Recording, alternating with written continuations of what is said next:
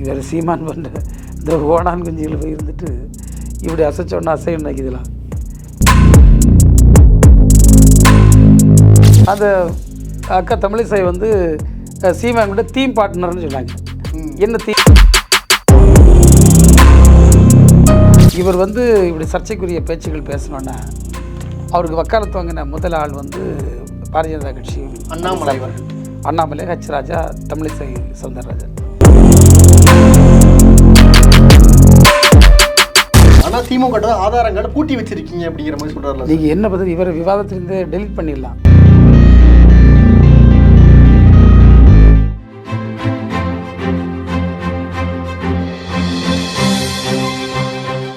GeM TV நேயர்களுக்கு வணக்கம். இன்றைய சிறப்பு நேர்காணலில் நம்மோடு இணைந்திருப்பது முன்னாள் அமைச்சர் திரு மனோ தங்கராஜ் அவர்கள். வணக்கம் சார். வணக்கம் சார். எப்படி சார் இருக்கீங்க?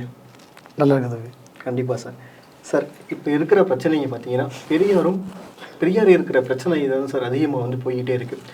ஏன் வந்து பெரியாரை இப்போது பேசணும்? காரணம் என்ன? இதில் யாருக்கு என்ன லாபம்?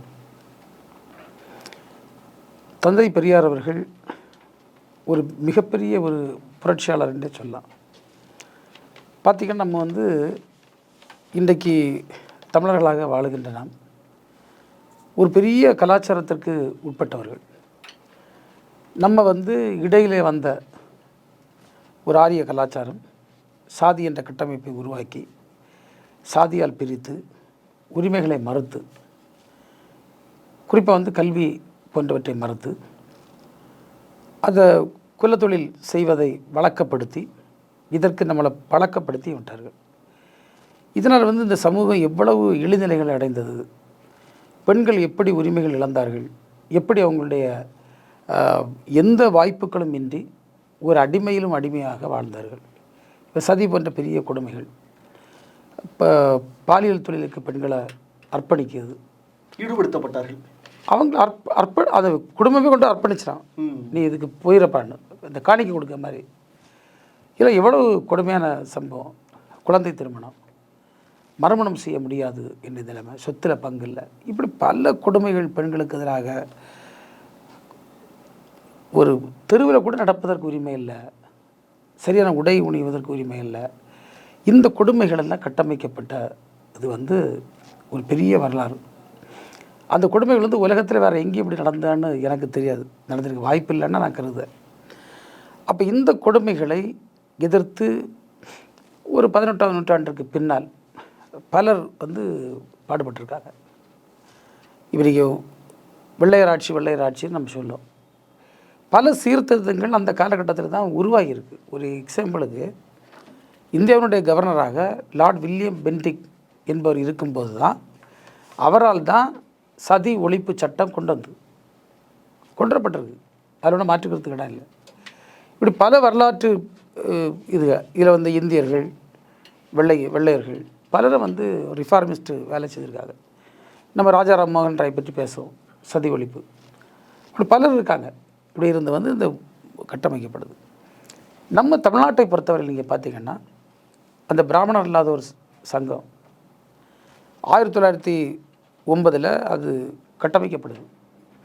அன்றைக்கே அதற்கான விதை போடப்பட்டு விட்டது.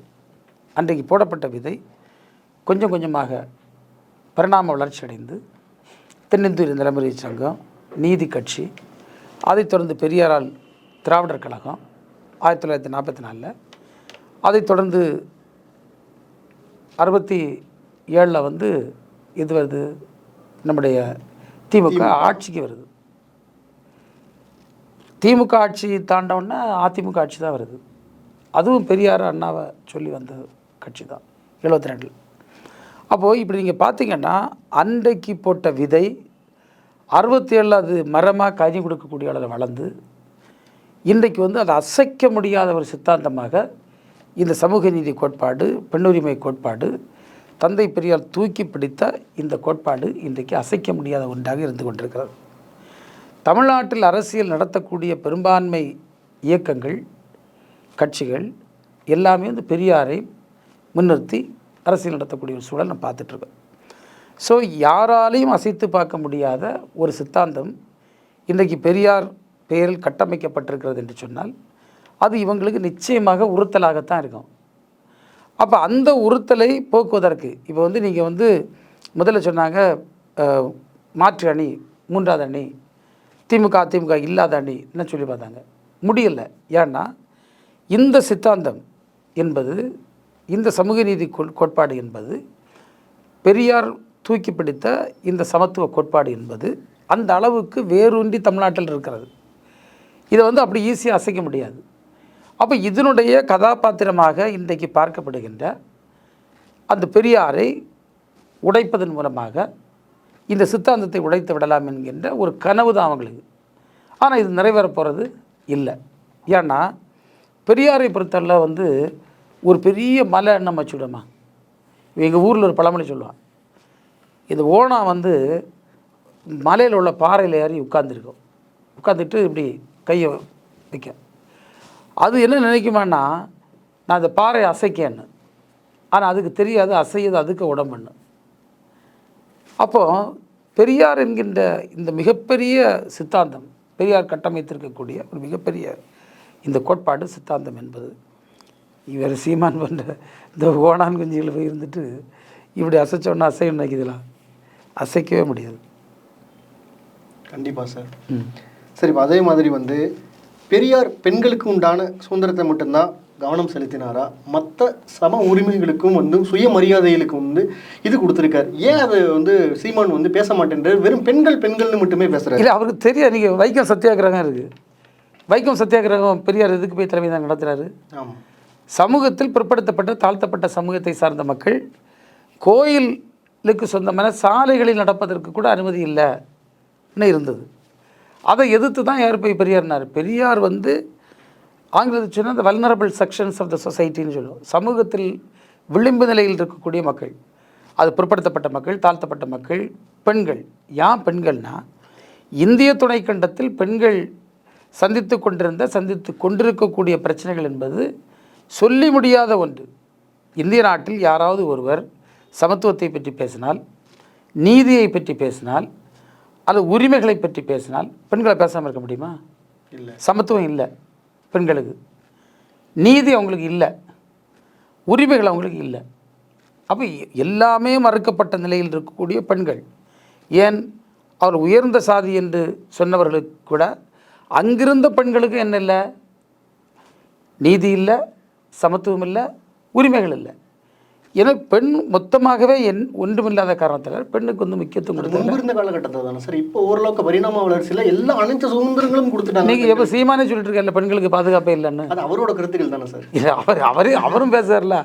எல்லாரும் பேசக்கூடிய நேரத்தில் அவர் பெண்களுக்கு பாதுகாப்பு இல்லை, பெண்களுக்கு உரிமை இல்லைன்னு பேசுறாரு.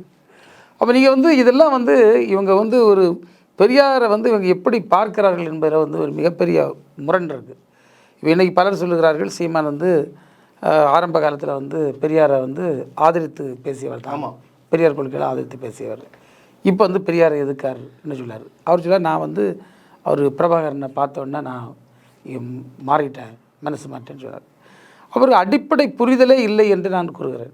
ஏன்னா பெரியார் வந்து அவருடைய கொள்கை, அவருடைய சித்தாந்தம் அது வேறு, பிரபாகரன் அவருடைய கொள்கை சித்தாந்தம் அது வேறு. ஏன்னா வந்து இவர் வந்து நான் ஒன்றா பார்த்தேன், ஒன்றா ப்ராக்டிஸ் பண்ணிட்டு இருந்தேன், இப்போ நான் பார்த்தேன் எனக்கு இதுவே மேலே தெரிஞ்சுன்னு சொல்லுது. அதனால பெரியாரை பழிப்பது என்பது எந்த விதத்திலும் ஏற்றுக்கொள்ளக்கூடிய கருத்து. கண்டிப்பாக sir. Sir, Prabhakaran versus Periyar அப்படிங்கிற அப்புறம் அந்த ஒரு கருத்துக்களை வைக்கிறார்ல சார், அதை பற்றி உங்களோட நிலைப்பாடு என்ன? திமுகவின் நிலைப்பாடு தான் என்ன? இப்போ நீ இது தமிழ்நாட்டில் உள்ள எல்லாருக்கும் நிலைப்பாடும் இதுதான் என்ன பொறுத்தவரை. நீங்கள் வந்து இதை ரூட்டை நம்ம பார்க்கணும். இப்போ வந்து இன்றைக்கி சிலோனில் நடந்து கொண்டிருக்க, இலங்கையில் நடந்து கொண்டிருக்கிற பிரச்சனை என்பது சிங்கள பேரினவாதத்துக்கும் இவங்க தமிழ் சமூகத்திற்கும் இடையே நடக்கக்கூடிய பிரச்சனை. அந்த சிங்கள பேரினவாத குழுக்கள் வந்து யார்கிட்ட மோதிட்டு இருக்காங்க? நீங்கள் தமிழர்கள், ஒட்டுமொத்த தமிழர்கள் இனக்குழு என்று பார்த்தா திராவிட இனக்குழுவை சார்ந்தவர்கள்.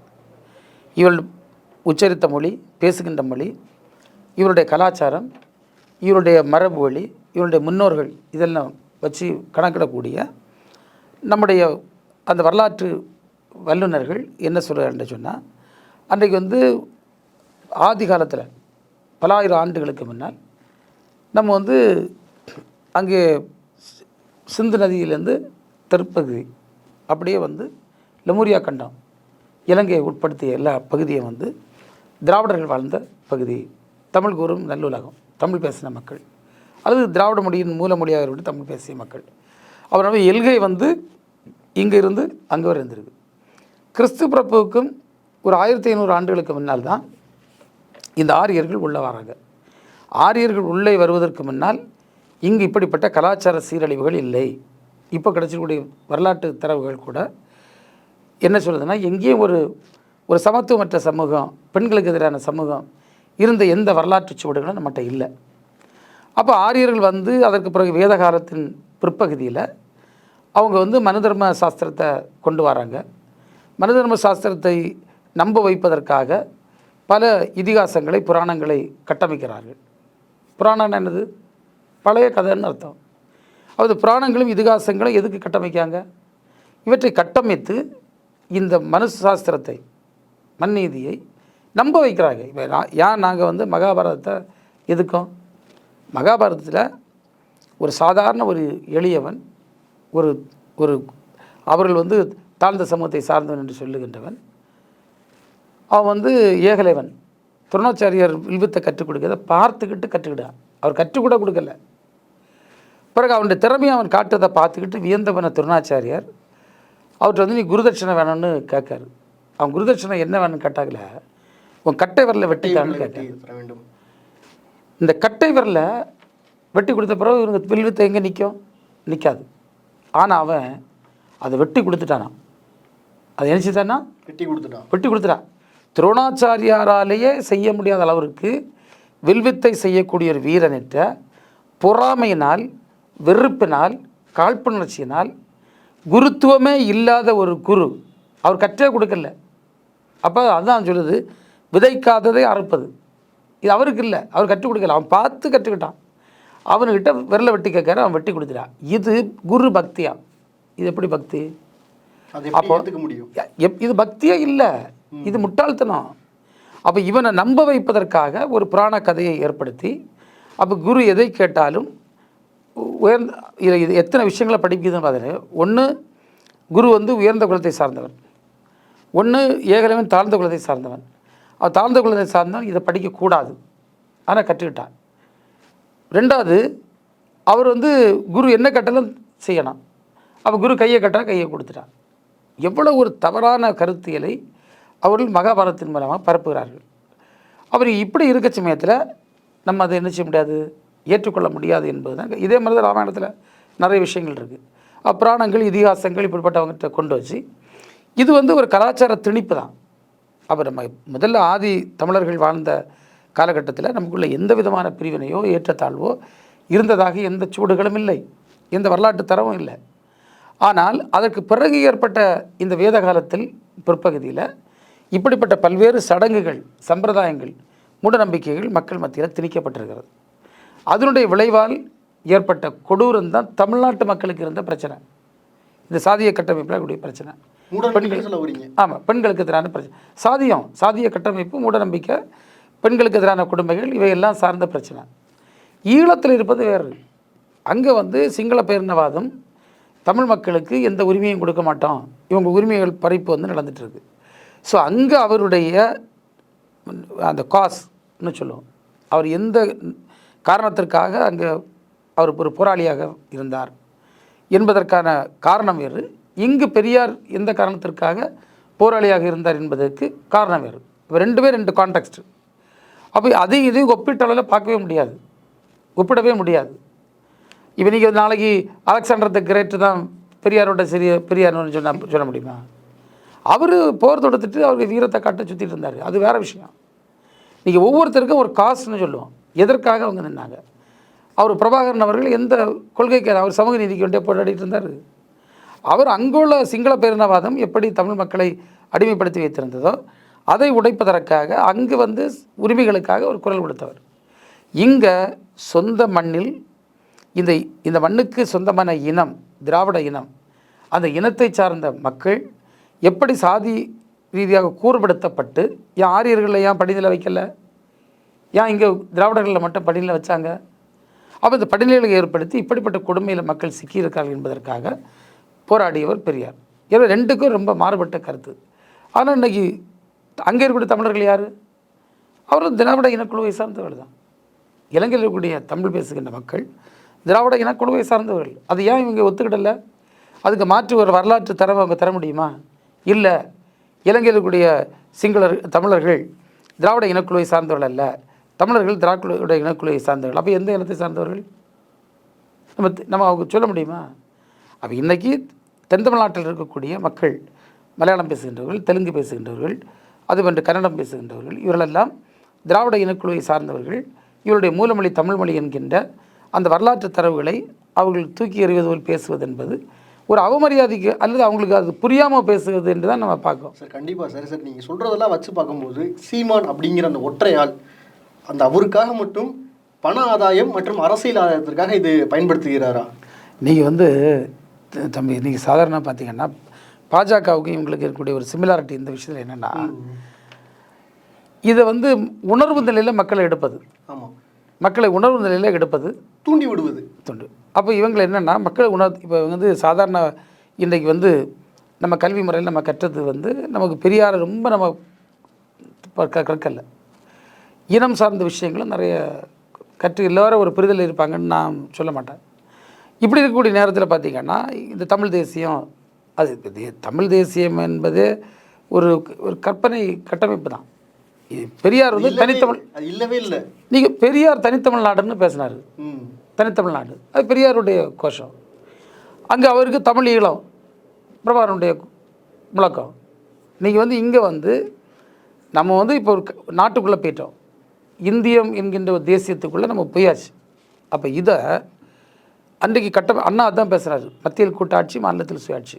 இதில் இந்த இந்தியா என்கின்ற நாட்டில் நாம் இருக்கும் இதுக்கு எதிராக பேசினா அது தேச விரோத செயல்னு சொல்லும். இதுக்குள்ள நம்முடைய ஒரு பங்களிப்பு எப்படி இருக்கணும்னா ஒரு ஃபெடரல் ஸ்ட்ரக்சர், கூட்டாட்சி தத்துவத்திற்கு நேராக இருந்தால் இது இந்த தமிழ் தேசியம் என்று பேசுகின்ற நம்ம இதுக்கு எந்த ஆபத்தும் வரப்போகிறதில்லை. அது தனித்தமிழ்நாடு கோரிக்கை எல்லாமே அதுக்குள்ளே அடங்கி போகுது. இந்தியா ஒரு ஃபெடரல் ஸ்ட்ரக்சர், ஒரு ஜனநாயக மரபுப்படி செயல்படக்கூடிய நாடு, கூட்டாட்சி தத்துவத்தை ஏற்றுக்கொண்டதுன்னு வச்சுக்கிட்டோமா, நம்ம ஒரு நாடு மாதிரியே செயல்படக்கூடிய ஒரு அதிகாரம் வந்துடும். அப்போ இவங்க பேசக்கூடியதுக்கும் நாங்கள் பேசுறதுக்கும் என்ன வித்தியாசம் இருக்குது? இல்லை, எங்களுடைய கோரிக்கை தெளிவாக இருக்குது. தனித்தமிழ்நாடு தான் பெரியார் சொன்னார். ஆனால் இந்தியா என்கின்ற ஒரு தேசத்துக்குள்ள நம்ம இருக்க சமயத்தில் நம்ம ஒரு ஃபெடரல் ஸ்ட்ரக்சர், ஒரு கூட்டாட்சி தத்துவத்தை ஏற்படுத்தினால் நமக்கான உரிமைகள் அத்தனையும் நாம் பெற்றுவிடலாம் என்பதை நம்ம சொல்லலாம். ஆனால் இதை விட்டுக்கிட்டு நடைமுறைக்கே இல்லாத காரியங்களை எதையோ தான் கட்டிக்காரன் மேதாவித்தனத்தில் பேசுவது என்பது ஏற்புடைய கருத்தாக இருக்காது என்பது நான் கருதுகிறேன். ஓகே சார், சீமான் பேசும் தமிழக இந்த கருத்தியல்ல யாருக்கும் புரியவும் மாட்டேங்குது. அடுத்து ஒரு முக்கியமான கேள்வி என்னன்னா, பாஜகவும் அதிமுகவும் இவர் எதிர்க்கவே மாட்டேன்றார் முற்றிலுமே. அதனால இருக்கிற அனைத்து மக்களுக்குமே பாஜகவும் அதிமுகவும் இவரை இயக்குகிறதா பின்னாடி இருந்து. ஆனால் இவர் கேட்டா நான் பி டீம் கிடையாது அப்படிங்கிற மாதிரி சொல்றாரு. பி டீம்னா ஏ டீம்னு சொல்லிடுறா. ஆமாம், அதாவது நீங்கள் பார்த்தீங்கன்னா இதில் பெரிய வேடிக்கை, இவர் இப்படி சர்ச்சைக்குரிய பேச்சுகள் பேசணுன்னா அவருக்கு வக்காலத்து வாங்கின முதல் ஆள் பாரதிய ஜனதா கட்சியும் அண்ணாமலை, ஹெச் ராஜா, தமிழிசை சௌந்தரராஜன். அண்ணாமலை என்ன சொன்னார், நான் அவ்வளோ ரெக்கார்ட்ஸையும் அவர் சார்பில் நான் தருவேன்னு சொன்னார். இப்போ பேச்சு மூச்சு இல்லை, எங்கே போனார்னே தெரியாது. ஆமாம், அவர் என்ன கொண்டுறவர் இதில் தம்பி ஒரு விஷயத்தை நம்ம பார்க்கணும். பெரியார் சில கருத்துக்கள் சொன்னார்னு இவர் பேசுகிறார். அதாவது நீங்கள் ஒரு ஆம்பளை தன் நிச்சயம் அடக்குவதற்கு அம்மாட்டா பட்டலம் பாரு, இதுக்குள்ளே போக வேண்டாம். சாதாரணமான ஒரு கிராமத்தில் ஒரு தைரியமான ஒரு பிள்ளை இருக்குது, ஒரு பெண் இருக்கிறான்னு சொல்லணும். அவளை பார்த்து ஒருத்தன் கிண்டல் பண்ணா, நான் காதால் கேட்டிருக்கேன், நாங்கள் காதால் கேட்டிருக்கிறோம், பிள்ளைகள் கிண்டல் பண்ணா, ஏய் என்னடா உனக்கு அம்மா இல்லையா, உன் தங்கச்சி இல்லையா, உன் அக்கா இல்லையா, உன் பிள்ளை இல்லையா, அவ்வளோ. அப்போ இந்த கான்டெக்ஸ்ட்டு அப்போ ஒன்றா ஒரு தமிழ் பொண்ணாக இப்படி பேசுது, தமிழ் பொண்ணு அம்மா கூட இப்படி படிக்கணும்னு சொல்லுது, அப்போ தமிழ்ன்ற இப்படி மரபு இருக்குமோ, ஏன் தமிழ் இப்படி மரபு கொண்டுறன்னு அது பேசுன்னு சொல்ல முடியுமா? இவனை தம்பிகிட்ட கேட்க பேசிகிட்டு இருக்கான், என்ன தம்பி நசிக்கிறவன் கலந்துன்னு சொல்ல, எப்படி இவரை பாடி லாங்குவேஜை பாருங்கள், என்ன சொல்ல தவி களத்தில் சிக்கிறேன். அப்போ அர்த்தம் நீ கூட என்னை கொண்டு போய் திருநாட்சவனில் புக் பண்ண முடியுமா? பேச்சு வழக்கு இவர் என்ன கொண்டு போடான்னு சொல்லிட்டு அப்படியே இல்லை. அது வந்து ஒரு சாதாரணமாக பேசக்கூடிய விஷயம். நீங்கள் வந்து அதில் ஒரு பிள்ளை வந்து சொல்லுது, நீ அது அது துன்புறுத்தப்படுகிற நேரத்தில் அது ரியாக்ட் பண்ணுது, இப்படி செய்யணும்னு சொல்லுது. ஒரு துஷ்டன், ஒரு காமவரியன், ஒரு இப்படி பண்ணவனை பார்த்து சாதாரண ஊரே சொல்லி ஏன் அவன் பொண்டாட்டி பண்ணிட்டு அம்மா தங்கச்சிட்டு படுக்க வேண்டியதுன்னா ஏன் ஊர் பிள்ளை கிடைக்க வரணும்னு கேட்கக்கூடிய வழக்கம். நீ இப்போ பெரியார் சொன்னார், பெரியார் சொல்லலை, இதெல்லாம் ஒரு சப்ஜெக்டுக்கே இல்லை, சப்ஜெக்டுக்கு எடுக்க வேண்டிய விஷயங்களே அல்ல. இப்போ பெரியார் அதை பேசினார், திருக்குறளை என்ன கான்டெக்ஸ்டில் பேசினார்? இப்போ தமிழ் காட்டு மிராண்டி மொழின்னு சொல்லிட்டார். ஆமாம், தமிழ் காட்டு மிராண்டி மொழின்னு அவர் சொன்னார்னா நான் வந்து சொல்லலைன்னு வாதத்துக்கு நான் வரல, அதுக்குள்ளே நான் வரல. இப்போ நீங்கள் வந்து தமிழில் வந்து எதற்கு மகாபாரதத்தை கொண்டு வந்தாங்க, எதுக்கு ராமாயணத்தை கொண்டு வந்தாங்க, சரி கொண்டு வந்திருந்தா கூட அது இந்த தவறுகளை சுட்டி காட்டியிருக்கணும். ஆனால் அதில் இருந்த தவறுகளை அந்த புராணங்களில் இதிகாசங்களில் சொல்லப்பட்டிருந்த சமூக நீதிக்கு எதிரான, உரிமைகளுக்கு எதிரான கருத்துக்களை நியாயப்படுத்தி கற்றுக் கொடுப்பது நியாயமா? அது என்ன மொழின்னு அவர் கேட்டிருக்கலாம். அவர் எதை வச்சு கேட்டார், வேறு எதை வச்சு கேட்டார், அதுக்குள்ளே வரல. இப்படி எத்தனையோ விஷயங்கள் நம்ம இதிகாசங்களை, புராணங்களை, சிறுகதைகளை, கட்டுக்கதைகளை நான் பார்க்க முடியும். நீங்கள் அதான் அவர் கேட்டார், மற்ற மொழிகள் இப்படி இருக்கான்னு கேட்டார். இப்போ ஆங்கிலத்திலலாம் பார்த்தீங்கன்னா நான் லிட்ரேச்சர் படிச்சிருக்கேன், நிறைய படிச்சிருக்கேன். முற்போக்கார கருத்துக்கள் தான் பொதுவே ரைட்டர்ஸ் வந்து எழுதிட்டு இருந்தாங்க. அப்போ இது அன்னைக்கு மன்னருடைய ஆட்சி காலம். அந்த மன்னருடைய ஆட்சி காலத்தில் மன்னரை புகழ்ந்து பாடணும், இல்லாட்டி தெய்வத்தை புகழ்ந்து பாடணும், 2 தான் வழி. நீங்கள் வேறு எதுவுமே வாய்ப்பே இல்லை. அவர் டெமோக்ரஸியில் வாழலை. இப்போ இங்கிலாண்டில் ஒருத்தன் வந்து எழுதான்னா அவன் வந்து அரசாங்கத்தை எதிர்த்து கூட எழுத முடியும். இங்கே வந்து மன்னர் சேர சோழ பாண்டியர் எதிர்த்து யாராவது கதை எழுத முடியுமா? ஒன்றுமே முடியாது. அவர் பெரிய சேர மன்னர் அது பண்ணார், சோழ மன்னர் இதை பண்ணார், நம்ம வரலாற்றை பண்ணிகிட்ருக்கோம். ஆனால் இந்த மன்னர்கள் கட்டின அரண்மனையை நம்ம பார்க்க முடியுது, அவங்க கட்டின கோயில்களை பார்க்க முடியுது. ஆனால் அவங்க கட்டின குடியிருப்பை நம்ம பார்க்க முடியலையே, அது கட்டி இந்த பள்ளிக்கூடங்களை நம்ம பார்க்க முடியலையே, அவர்கள் ஏழைகளுக்கு வீடுகளை மாட மாளிகைகள் ஆக்குறது நம்ம கேள்விப்படலையே. அதில் வந்து எனக்கு அதில் உயர்ப்பு இல்லை. இன்றைக்கி வந்து இவரெல்லாம் பெரிய சாதனை படைத்தாலும் நம்ம சொல்லலாம். சமூகம் எப்படி இருந்து, மக்கள் எப்படி இருந்தாங்க, ஆரிய சனாதன கட்டமைப்பை கொண்டு வந்த நேரத்தில் அதை எதிர்த்தாங்களா? இது முடியாது, ஜாதி இங்கே முடியாதுன்னு சொன்னாங்களா? ஏழையினுடைய உழைத்த பணத்தை சுருட்டி வந்து நாங்கள் தான் கடவுளுக்கு அடுத்தபடின்னு சொன்னவர்கள் கொடுத்ததாக தான் வரலாறு இருக்குது. சொத்துக்கள் அவங்களுக்கு தான் தார வரத்ததாக வரலாறு இருக்குது. ஏழைகள் வந்து ஏழையாக தான் வாழ்ந்தான், அடிமையாக தான் வாழ்ந்தான், தாழ்த்தப்பட்டவனாக தான் வாழ்ந்தான். கல்வி உரிமை இல்லை, பெண்களுக்கு உரிமை இல்லை. எது மன்னர்கள் காலத்தில் இருந்தது எனக்கு புரியலை. அப்போ அதையெல்லாம் தூக்கி பிடிக்கவங்க அந்த கட்டமைப்பு உடைத்து எல்லாருக்கும் எல்லாம் என்ற கருத்தை சொல்லுகின்ற பெரியாரை வந்து தாக்குகிற நேரத்தில் சனாதன கருத்துக்களை, ஆரிய சனாதன கருத்துக்களை தூக்கி நான் ஏன் ஆரிய சனாதனம் திரும்ப சொல்லேன்னா, நமக்கு ஒரு தர்மம் இருக்குது. தாழ கிடப்பவனை தற்காப்பதே தர்மம், கீழே கிடக்கவனை தூக்கி நிறுத்த தர்மம்னு சொல்லக்கூடிய தர்மம் நாம் ஏற்றுக்கொண்டக்கூடிய தர்மம். அந்த தர்மத்துக்கு முரணான அவங்க ஆரியர்கள் கட்டமைத்த தர்மம். அந்த தர்மத்தை தூக்கி பிடித்து தான் மன்னர்கள் இருந்திருக்கான் நிறைய பேர். அது யார் விதிவிலக்குன்னு எனக்கு தெரியாது. நான் சிறு வயதிலேருந்து அந்த மன்னர்களை பற்றி பார்த்துருக்கேன். அவர்கள் சார்ந்த பாடல்கள், புராணங்கள் எல்லாமே வந்து இதை சுற்றி தான் வந்துட்டு இருக்கே தவிர ஒரு சாமானிய நோக்கி வரல. அதில் வந்து இவர் அவர்களை தூக்கி பிடிக்காரு, அவங்க வந்து இவரை தூக்கி பிடிக்காங்க. அந்த அம்மா சொல்லுது தமிழிசை என்னது, நாங்கள் வந்து மாட்டு மூத்திரமா, அதுக்கு முன்னால் வீரை பற்றி சொல்லச்சப்பையும் அவங்களுக்கு எங்களை என்ன ஒரு தொடர்புன்னு சொன்னாங்க. எனக்கு அந்த அக்கா தமிழிசை வந்து சீமான்கிட்ட தீம் பார்ட்னர்னு சொன்னாங்க. என்ன தீம்? அப்போ அவங்களே சொல்லாச்சு தீம்னு, ஒரே வேவலத்தில் இருக்குது. ஆமாம், இதுதான் நான் என்ன சொன்னேன்னா, இது முன்னால் வந்து இவங்க ரகசியமாக பாஜகவும் நாதாகவும் ஒரு ரகசிய காதல் இருந்த மாதிரி இப்போ வந்து வெளியுறவுக்கு தெரிஞ்சு மணமக்களாக மணக்கோலம் கொண்டு வர மாதிரி நான் ட்வீட் கூட போட்டிருந்தேன். பாஜகவும் நாதாக்காவும் சித்தாந்த அடிப்படையில் ஒன்றுன்னு தான் சொல்ல வராங்களா? அதே ஒரு கவுண்டர் சொன்னாரா? அப்படி இல்லைன்னு சொன்னாரா? அப்படி சொல்ல முடியுமா? ஒரு பக்கம் அண்ணாமலை ஆதாரங்களை கொண்டு வரேன்னு சொல்லார், அவர் இங்கே டீம் பார்ட்னர் தமிழிசை சொல்லுவாங்க. ஹெச் ராஜா வந்து ரொம்ப தூக்கி பிடிக்காரு. அப்போது ஃபுல் சப்போர்ட்டே நான் வந்து சீமானுக்கு சப்போர்ட்னு, ஃபுல் சப்போர்ட் சீமானுக்கு கொடுக்கான்னு. அப்போ என்ன, அவங்களுடைய கருத்தியலை இவர் நிலைநாட்ட முயற்சிக்கிறார், அவங்களுடைய கருத்தியலுக்கு எதிரான கருத்தியலை உடைப்பதற்கு முயற்சிக்கிறார். ஏன்னா பாஜகவினுடைய எதிர்கருத்தியல் என்பது பெரியாரிய அம்பேத்கரிய கருத்தியல். அந்த கருத்தியலை இவர் உடைப்பார் என்ற நம்பிக்கை இவர்கிட்ட வச்சுக்கிட்டு இவர் தாறுமாறாக பேசுவதை ஆதரிக்கக்கூடிய ஒரு கையாளாத தகரத்தை பாஜக எடுத்திருக்கிறது. சார் சீமான்கிட்ட என்கிட்ட ஆதாரம் அதாவது திமுக தான் ஆதாரம் இருக்குது, நீங்கள் விவாதத்துக்கு வேணாம் வாங்க, ஆனால் நான் ஆதாரங்களை நான் கொண்டு வந்து வச்சிருவேன், ஆனால் திமுக தான் ஆதாரங்களை பூட்டி வச்சிருக்கீங்க அப்படிங்கிற மாதிரி சொல்கிறாருல. நீங்கள் என்ன பதில் இவரை விவாதத்திலேருந்தே டெலீட் பண்ணிடலாம். நீங்கள் இதுக்கு அவசியமே இல்லை. நீங்கள் யாரோ ஒரு ஆள் பேசிகிட்டு இருக்கிறதுக்கு எல்லாமே இப்போ நான் கூட இன்றைக்கி இந்த விவாதத்துக்கு வந்தேன்னா இந்த பெரியாரிய கருத்தியல் அல்லது அம்பேத்கரிய கருத்தியல் வந்து மக்களுக்கு தெரியணும், அதுக்கு வேண்டி தான் வரேன். இது டிஃபென்ஸே இல்லை. அதை நான் உங்கள்கிட்ட சொல்லிட்டேன். அந்த ஓனான் கதை சொன்னேன். ஓனானுக்கு மலை ஆடுற மாதிரி தெரியும், ஆனால் ஆடுது ஓனா. அதே மாதிரி இதை வந்து அவர் பெரியாருக்கு மேலே நான் மண்ணவாரி பூசிட்டேன்னு நினைச்சார்னா அது முட்டாள்தனம். அது பண்ணவே முடியாது. ஏன்னா பெரியார் விதைத்த கருத்தியல் இன்றைக்கு ஆலமரமாக வளர்ந்து இத்தனை ஆண்டு காலம் 67லேருந்து இன்றைக்கு வரை தமிழ்நாட்டை ஆண்டு கொண்டிருக்கிறது. அந்த கருத்தியலை உடைப்பதற்கு எந்த முயற்சிகள் மேற்கொண்டாலும் அந்த முயற்சி வீணாக போகிறது தான் வரலாறு.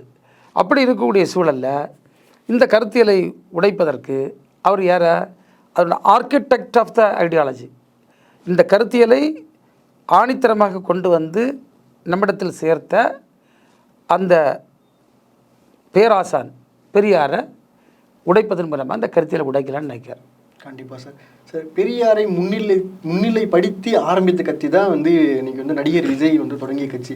ஆனால் இந்த பெரியார் அப்படிங்கிற ஒரு விஷயத்தில் சீமானை வந்து அவர் எதிர்க்கவே இல்லை, ஒரு ட்வீட்டு கூட போடலை அவர். ஆனால் அவர் வந்து திமுக மட்டும்தான் அவர் வந்து சாடி இருக்காரு, விஜயும் சரி சீமானும் சரி. ஆனால் முன்னிலைப்படுத்தி தானே சார் பேசியிருக்காரு. விஜய் வந்து பெரியார் தான் எங்களுக்கு உயிர் மூச்சுலாம் பேசியிருக்காரு. இதை பற்றி உங்களோட கருத்துக்கள் என்ன? இல்லை, இப்போ அவங்க வந்து பெரியாரை முன்னிலைப்படுத்தினா நல்லது தான். ஆனால் வந்து இப்போ பெரியாரை வந்து உள்வாங்கணும். இப்போ நீங்கள் வந்து திமுக வந்து ஏன் இதை பற்றி கவலைப்படலை? திமுக வந்து இந்த கருத்தியலை உள்வாங்கி இருக்கிறது, இந்த கருத்தியலுடைய தேவையை உள்வாங்கி இருக்கிறது.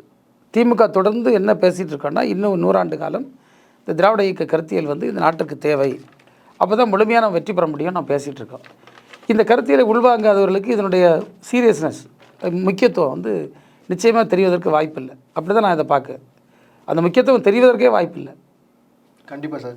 சார் சீமான் வந்து விமர்சனம் வந்து ஆளுங்கட்சியினருக்கு சாதகமாக அமைகிறது அப்படிங்கிற மாதிரி ஒரு கருத்துக்கள் இருக்கு. இதை பற்றி உங்களோட கொஞ்சம் எலாபரேட்டாக, அது வந்து எல்லாத்துக்கிட்டே இருக்கிற ஒரு விமர்சனம் சார். நீங்கள் அது நான் அதை மகிழ்ச்சியாக தான் பார்க்குறேன்.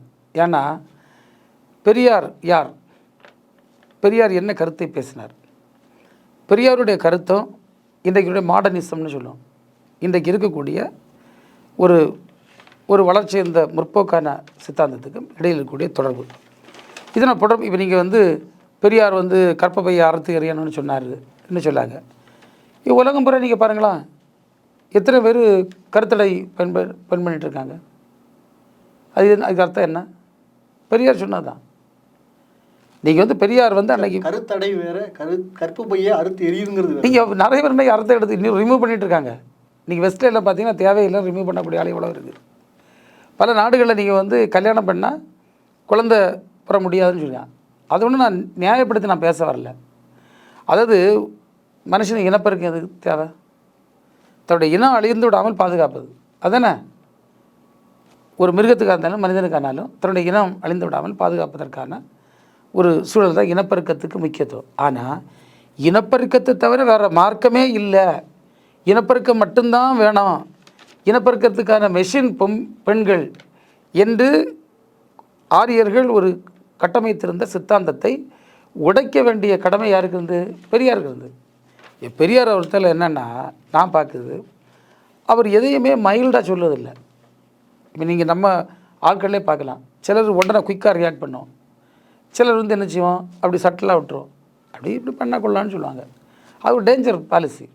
உள்ளதை ஓப்பனாக பேசிட்டு முடிஞ்சு போச்சு. பெரியார் வந்து காமன் மேன்ஸ் லாங்குவேஜ் வச்சாங்க. எதுக்குடா அதை அறுத்து அறியடா, அது எதுக்கு? நீ பிள்ளை பெரிய மெஷின், அந்த மெஷினே அவனுக்கு வேண்டாம், தூக்கிப்படு, இப்படி தானே. அப்போ குடும்ப பெண்களாக இருக்கலாம்னு சொல்லாமல சார். ஒருவனுக்கு ஒரு குழந்தைக்கு அம்மா அப்பா அந்த மாதிரி ஒரு கூட்டு குடும்பமாக இருங்க. அதாவது மாற்றம் இதில் இருந்து இப்போ எடுக்காதீங்க, அதாவது வேறு வெளியில் போகாதீங்க, சமூகத்திற்கு உண்டான பாதைகளில் நீங்கள் வேறு எது போகாதீங்கன்னு அவர் சொல்லியிருந்துருக்கலாம்ல. இப்போ நீங்கள் குடும்பத்தை அவர் எதிர்த்தார்ல, ஏன் குடும்பத்தை எதிர்த்தார்? குடும்பத்தில் பொண்ணுக்கு நிலைமை என்ன? தம்பி இன்னைக்கு ஒரு பொண்ணு வந்து ஒரு குடும்பத்தில் கூடிய பெண்ணு ஒரு தினம் காதலிச்சிட்டா, அவங்க அப்பா அம்மாட்ட சொல்லக்கூடிய சுதந்திரம் எத்தனை குடும்பத்தில் கொடுத்துருக்கு? ஒரு பெண் வந்து பக்கத்தில் உள்ள பையனுக்கிட்ட பேசக்கூடிய சுதந்திரத்தை எத்தனை வீட்டில் உள்ள சகோதரர்கள் அந்த பொண்ணுக்கு கொடுத்துருக்காங்க. சார் இன்னைக்கு இருக்க நிலைமை ஓரளவுக்கு பெண்கள் வந்து சொல்லிடுறாங்க சார் வீட்டில். சில பெண்கள் மட்டும் அது இப்போ வருது. அதுக்கு பெரியார் கருத்தியலுக்கு பிறகு நீங்கள் பிஃபோர் பெரியார் ஆஃப்டர் பெரியார்னு பார்த்தீங்கன்னா பெரியாருக்கு பிறகு தான் அந்த அந்த தைரியமே வருது. அது அவர் பேசினா அன்னைக்கு அந்த கான்டெக்ட்ல பேசினார். நான் என்ன பொறுத்தவரை இன்றைக்கும் அந்த கருத்தியல் பேச வேண்டிய கடமை தான். பெண் வந்து ஒரு வீட்டினுடைய மிஷின் மாதிரி, வாஷிங் மிஷின் மாதிரி துணி துவைக்கணும், பெர்த் மிஷின் மாதிரி பிள்ளை பிறனா, கிச்சன் மிஷின் மாதிரி இது கிச்சனில் வேலை செய்யணும், வாட் இஸ் சார்? அப்போ அவர் அதனால சொன்னார், இதை உடச்சே ஆகணப்பா, நீ பிள்ளை பெரிய மிஷினா, பிள்ளை பெரிய மிஷினை கற்பப்பை வேண்டாம் தூக்கி தூரப்படு. கற்பப்பை வேணால் பிள்ளை பெற முடியாது, அவ்வளோதான். அல்லாமல் கற்பப்பைக்கும் இவருக்கு எனக்கு தனிப்பட்ட பகையா? ஒரு பகை இல்லை. பெரியாருக்கு என்ன அது பகையா? அப்படி அல்ல. ஆனால் ஒரு குடும்பம் ஒரு பெண்ணை எப்படி கட்டுப்படுத்துகிறது, ஒரு பெண்ணை எப்படி ஒரு குறுகிய வட்டத்துக்குள், இன்றைக்கி பெரியார் பேசின விளைவு தானே இன்றைக்கி பெண்கள் எவ்வளவு அதிகாரப்படுத்தப்பட்டிருக்கிறார்கள். எந்த திறமையும் பெண்களுக்கு இல்லைன்னு சொன்ன இதிகாசங்கள் இப்போ எங்கே போச்சு? பெண்களை ஒரு அழகு பொருளாக மட்டும் சித்தரித்த அந்த பாடல்கள் எல்லாம் எங்கே போச்சு? இப்போ காணா போயிட்டல. இப்போ பெண்கள் சாதித்து காட்டக்கூடிய நிலைமையில் இருக்கும். பள்ளிக்கூடத்தில் போனால் ஃபஸ்ட் ரேங்க் ஸ்டூடெண்ட் யாருன்னு கேட்டால் கேர்ள் சைல்டு, பொண்ணு தான். மார்க்கு ரேங்க் ஹோல்டர் யாருன்னா பொண்ணு தான். ஸ்டேட் லெவல் ரேங்க் ஹோல்டர் பொண்ணு தான். நிறைய இன்ஜினியரிங் காலேஜில் பார்த்தா மேக்ஸிமம் மெரிட்டில் வந்திருக்கிறது பொம்பளை பிள்ளைகள் தான் வந்திருக்கு. அப்போ இப்போ என்ன சொல்ல போகிறாங்க? அப்போ இந்த முட்டாள்தனத்தை உடைப்பதற்கு அந்த குடும்பம் என்ற கட்டு ஆண்களும் வந்திருக்காங்க, அதில் பெண்களும் ஒரு பகுதி அப்படின்னு வச்சுக்கலாம். நீங்கள் சரிசமாக வந்துட்டாங்களே ட்ராவல் பண்ணி சார், சமமாக இருக்கிறதா சார் இப்போ போராடினது. ஆமாம், இவங்களோட அவங்க வரல இல்லை சார். ஆமாம். அப்போ என்னென்னா நீங்கள் இந்த நிலைமையை அடைவதற்கு பெரியார் இவ்வளோ பேசுனது நியாயம்தான் சொல்லேன். பெரியார் இப்படி பேசலைன்னா இந்த நிலை வந்திருக்கு. அவர் நைஸாக பேசியிருந்தான்னு சொல்லுமா? லேசாக பெண்களையும் படிக்க வையுங்கள், பெண்களை பிள்ளை பிற கஷ்டப்படுத்தாதீர்கள் என்ன சொன்னால் எத்தனை கேட்டிருப்பான்? பெண்களே அதை ஏற்றுக்கிடாத. பெண்கள் தூக்கி எறிங்க, இது மெஷினா வேண்டாம்னு சொன்னால் அது பெண்கள் அதை யோசிக்க. ஆமாம், உண்மை தானே? பெரியார் சொன்னால் உண்மை தானே? நான் என்ன பிள்ளை பெரிய மெஷினான்னு உள்ள எண்ணம் அந்த பெண்களுக்கு உருவாக்கன்னா பெரியார் வந்து ஓப்பனாக கோபமாக நேரடியாக அதை பேச வேண்டிய நிலைமைக்கு அவர் ஆளாக்கப்பட்டார். நீங்கள் வந்து எப்போவுமே நீங்கள் வந்து எங்கள் ஊரில் சொல்லுவாங்க, வயலில் கால் வரப்பில் கால், வயல்லையும் கால் வரப்புலையும் கால். இவன் வயலில் போகிறனா வரப்பில் போனால் கண்டுபிடிக்க முடியாது. நீங்கள் ஒரு கருத்தியலை பேசக்கூடியவர்கள், புரட்சியாளர்கள் பெரியார் லாங்குவேஜை தான் யூஸ் பண்ணியிருக்கான். முன்னாலே பெரியார் லாங்குவேஜ் தான். யூரோப்பில் நீங்கள் பார்த்தீங்கன்னா பல ரிஃபார்மிஸ்ட் லீடர்ஸ் வந்து அந்த இப்படி தான் பேசியிருக்கான், கட் அண்ட் ரைட்டர் தான். அதில் பெரியார் பேசின கருத்தியல் தப்பு இல்லை. பெரியார் வந்து வெளிநாடுகளுக்கு பயணம் போகிறார், பல நாடுகளுக்கு சுற்றி திருந்து அவர் பெண்கள் எப்படி வாழ்ந்துகிட்டு இருக்கான்னு பார்த்துட்டு வராரு. அங்கெல்லாம் பெண்களுக்கு சமமாக ஆண்களுக்கு சமமாக பெண்கள் நடத்தப்பட்டதை பார்த்தாரு. பெண்கள் ஒன்றும் ஒருத்தனும் வாஷிங் மிஷின் மாதிரியோ கிச்சன் மிஷின் மாதிரியோ இல்லை பெர்த்து மிஷின் மாதிரியோ பயன்படுத்தல பார்த்துட்டு வந்தார். பார்த்துட்டு வந்து அவர் போல்டாக பேசினார். அந்த தைரியம் உனக்கு இல்லைன்னா வாயை மூடி நீ உட்காரு, பேசுனது இதுக்கு நான் குறை சொல்லணும். அந்த தைரியம் உங்களுக்கு யாருக்கும் இல்லை, நீங்கள் வாயை மூடிட்டு உட்காருங்க. அவருக்கு தைரியம் இருந்தால் அவர் பேசினார், என்ன தவறு இருக்குது? கண்டிப்பாக சார். சார் தொடர்ந்து இப்போ ஈரோடு பரப்புரையில் தொடர்ந்து பெரியார் இடத்துலையே போய் பெரியார் வெறும் மண், இது பெரியார் மண் கிடையாது, இதுக்கப்புறமா பெரியாரை அழிக்கும் வரை, அதாவது அந்த சித்தாந்த கொள்கைகளை அழிக்கும் வரை ஓய மாட்டேன் தொடர்ந்து பேசிக்கிட்டே இருக்காருல்ல சார். இது தமிழக மக்களுக்கு ஒரு உண்டான இடத்துல ஒரு வெறுப்படை செய்துல சார். பெரியார் தமிழகம் என்பது பெரியாரையும் அம்பேத்கரையும் இல்லாமல் தமிழகமே கிடையாது இன்னைக்கு. இதை பற்றி உங்களோட ஒரு ஆழ்ந்த கருத்துக்கள் சார். நீங்கள் இப்படி சொல்கிறவங்களுக்கு பெரியார் இல்லாமல் இன்னைக்கு வந்து பெரியாரும் அம்பேத்கரும் இல்லாமல் எந்த ஒரு கட்சியும் நடத்தவும் முடியாது, அந்த கொள்கைகளை ஏற்றுக்காமல் இருக்கவும் முடியாது சார். இப்போ ஈரோடு விஷயம் இப்போ தேர்தல் கவுண்டிங் முடிஞ்சோன்னு தெரிஞ்சிடும். அதில் அது ஒன்றும் பெரிய சப்ஜெக்ட் இல்லை. நீங்கள் பெரியாரியமும் அம்பேத்கரியமும் இல்லைன்னா நீங்கள் தமிழ்நாட்டில் இந்தியாவுடைய நிலை எப்படி இருந்திருக்கும்? நம்ம அதை யோசித்து பார்ப்போம். நீங்கள் இந்தியாவுடைய நிலை எப்படி இருந்திருக்கும்? நீங்கள் பெரியார் காங்கிரஸ் கட்சி வச்சு வெளியே வராரு, எதுக்கு வந்தார்? ஏன்னா தலைவர் பொறுப்பு தரலன்னு சண்டை போட்டு இருந்தாரா? இல்லை காங்கிரஸ் தலைவர்கள் மதிக்கலன்னு சண்டை போட்டு வெளியே வந்தாரா? இல்லை நான் இருந்த பதவியோட அதிக பதவி என்ன தருங்கன்னு கேட்டுட்டு கொடுக்காதனால வெளியே வந்தாரா? அவர் அங்கே இருந்த நடைமுறைகள் அவருக்கு பிடிக்கல. காங்கிரஸ் மாநாடுகளில் 2 பந்தல் போட்டிருந்தாங்க. ஒன்றில் பிற்படுத்தப்பட்ட மக்கள், தாழ்த்தப்பட்ட மக்கள், ஒன்றில் வந்து உயர் வகுப்பை சார்ந்தவர்கள் என்று சொல்லி கொண்டவர்கள். ஏற்றுட முடியுமா? பெரியார் ரிபல்லியன். அவர் அன்னைக்கு அதான் அவர் வெளியே வந்ததும் அங்கே இருந்த நடைமுறைகள் கிளர்ச்சியாளர். ஆமாம், அவர் கிளர்ந்திருந்தால் வெளியே வந்தார். அன்றைக்கி வந்து அது வித்தியாசத்தை நீங்கள் பார்க்கணும்.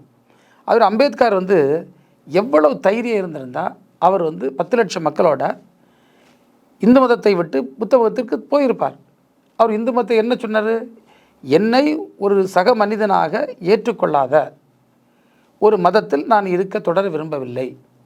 எனவே என்ன கடவுளை ஏற்றுக்கிடலை, இந்த மதத்தில் உள்ள சாமி என்ன ஏற்றுக்கிடலப்பா, அது சொல்லி நீ பிற்படுத்தப்பட்ட, நீ தாழ்த்தப்பட்டவன்னு சொல்லுது. நான் போகிறேன்ப்பா, என்னை கும்பிட்டு வரவேற்கக்கூடிய பௌத்த மதத்துக்கு, அங்கே எல்லாரும் சமம்னு சொல்லாங்கன்னு போனார். அது எவ்வளோ பெரிய தைரியம் வேணும்?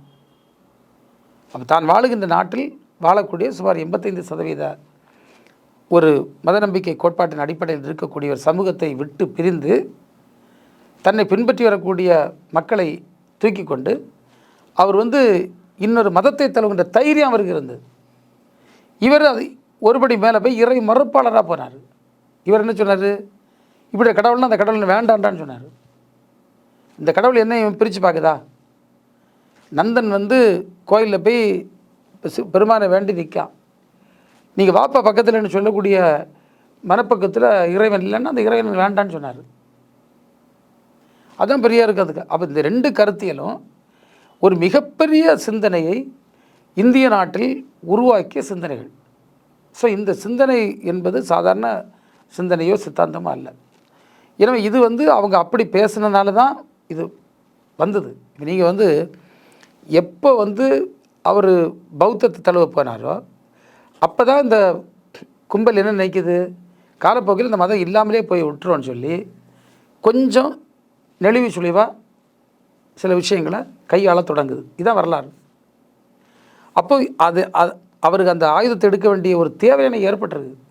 அவர் அதை எடுத்தார். அந்த அச்சத்தோடு தான் பண்ணிகிட்ருக்காங்க. இன்றைக்கி இந்தியாவில் நடந்துகிட்ருக்கு. இன்றைக்கி இப்போ 2 நாளைக்கு முன்னால் உத்தரப்பிரதேசத்தில் நீதிமன்றம் ஒரு தம்பதி அவங்க கிறிஸ்தவ மதத்தை பற்றி மத பிரச்சாரம் செய்கிறான்னு சொல்லி மத மாற்றம் சொல்லி 5 வருஷம் சிறை தண்டனை கொடுத்துருக்கு.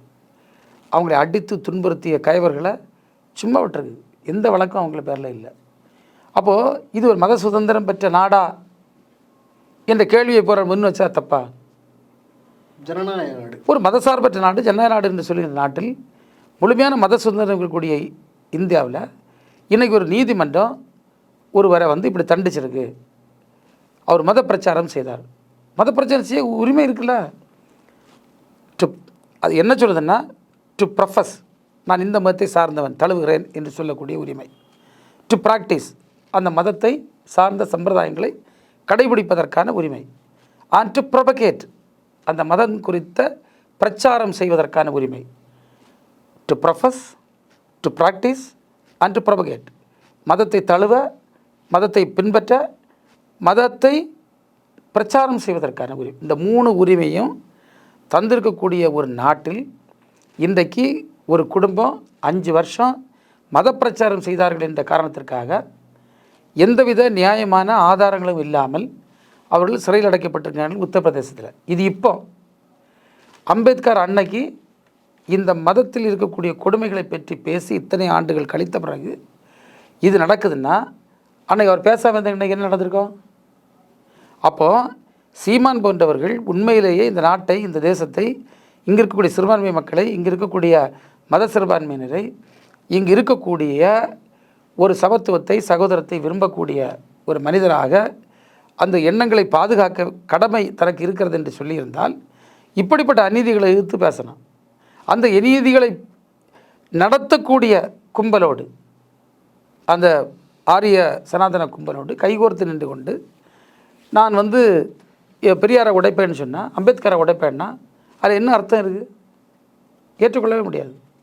கண்டிப்பாக சார். கடைசியாக ஒரு கேள்வி. சீமான் பொதுவெளியில் அநாகரிகமான வார்த்தைகள்லாம், ஒரு அருவருக்கத்தக்க வார்த்தைகள்லாம் சமீப காலமாக ஒரு பத்திரிகையாளர் சந்திப்பில் பேசிட்டு வர, இது ஒரு நல்ல அரசியல்வாதிக்கு அழகா? ஒரு அரசியல்வாதினா எப்படி இருக்கணும்? இந்த பிரதி வழி தொடர்பாம் கர்மம்னு சொல்லுவேன்.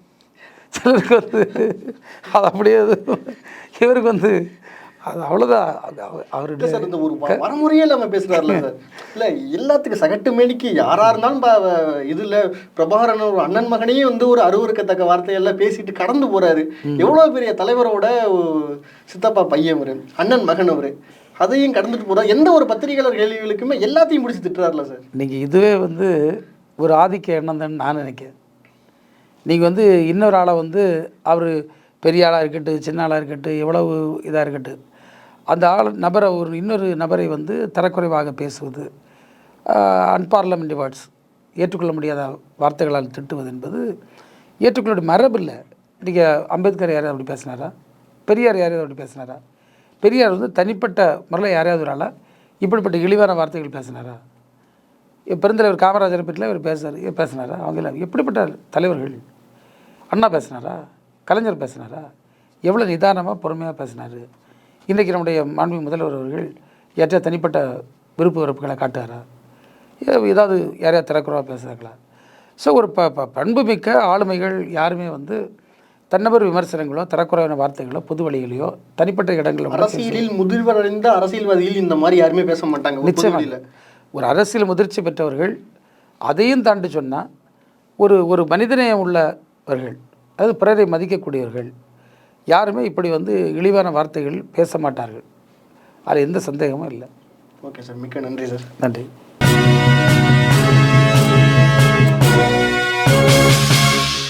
உடனுக்குடன் அப்டேட் தெரிந்து கொள்ள ஜெம் டிவி தமிழ் ஆப்பை இன்ஸ்டால் செய்யவும்.